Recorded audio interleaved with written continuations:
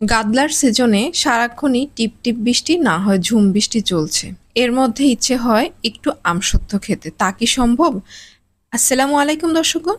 রুচির রাজু চ্যানেলে আপনাদের সবাইকে স্বাগতম। আশা করছি যে যেখান হতে ভিডিওটি দেখছেন ভালো আছেন, সুস্থ আছেন।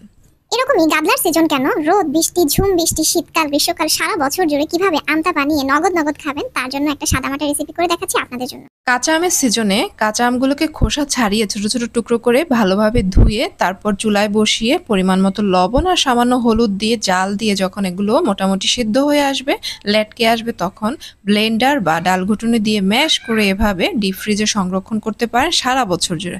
তারপর যতটুকু লাগবে ততটুকুই নামিয়ে নগদ নগদ এভাবে বানিয়ে নিতে পারেন আর উপভোগ করতে পারেন। আমি এখানে নিয়েছি 2 কেজি আমের মতো হবে, যতটুকু হয়েছে ততটুকুই নিয়েছি। তার জন্য 100 গ্রাম পরিমাণ চিনি চুলায় কড়ার মধ্যে দিয়ে সামান্য একটু এরকম ম্যাশ দিয়ে আগে একটু মিশিয়ে নিয়েছি। তারপর এর মধ্যে প্রায় 1 চা চামচ পরিমাণ চিলি ফ্লেক্স আর হাফ চা চামচ পরিমাণ পাঁচফোড়নের গুঁড়ো দিয়ে আগে জাস্ট চিনিটাকে গালিয়ে নিচ্ছি।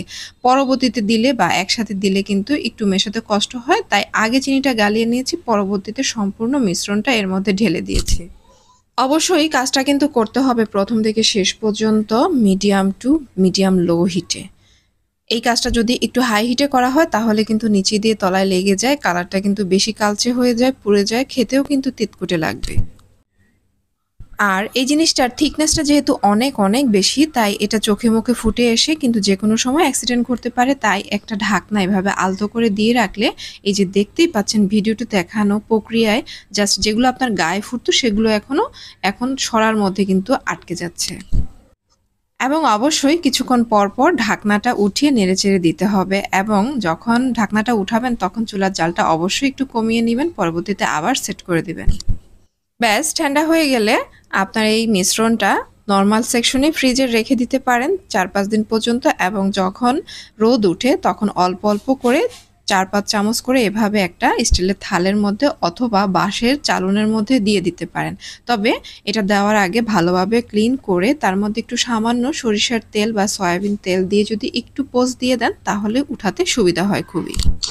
একদিনেই খুব বেশি গাদা গাদা করে দেওয়ার খুব বেশি দরকার নেই, অল্প করে দিলে প্রথম লেয়ারটা অবশ্যই চেষ্টা করবেন অল্প করে দেওয়ার জন্য, এতে করে খুব সুন্দরভাবে এটা শুকিয়ে আসবে।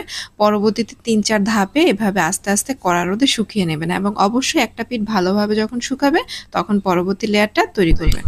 প্রতিবারই মানুষ খেয়ে ফেলে, এবার মানুষ পাহারা দিতে পারলেও পাখিকে পাহারা দিতে পারেনি, তাই দেখতেই পাচ্ছেন মাঝে মধ্যে তারা ঠুকরিয়ে গিয়েছিল আর সেগুলোকে মাঝে মধ্যে এভাবে কেটে বা ছেঁচে ফেলে দিতে হয়েছিল। সম্পূর্ণ শুকিয়ে গেলে এই পিঠ ওই পিঠ আবারও একটু রোদে দিয়ে নেবেন, এতে করে অনেক দিন পর্যন্ত নর্মাল তাপমাত্রায় ভালো থাকবে। এই আমসত্ত্বটা একাকী বা কোনো ভর্তার সাথে, বানানির সাথে বা আমদুধ ভাতের সাথেও কিন্তু খুবই ভালো লাগে। তাহলে দর্শকগণ, আমার ভিডিওটি ভালো লেগে থাকলে চ্যানেলটি সাবস্ক্রাইব করবেন, ভিডিওতে লাইক কমেন্ট শেয়ার করতে ভুলবেন না। পরবর্তী ভিডিও